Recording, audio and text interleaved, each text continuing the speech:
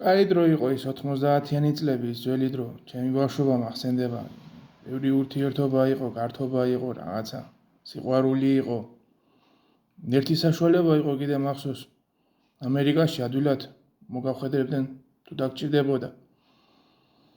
მაშინ ახლა მე პატარა ვიყავი, ბავშვი ვიყავი, არ ვიცოდი. მეთქი ამერიკა რა არის, რა მინდა ამერიკაში.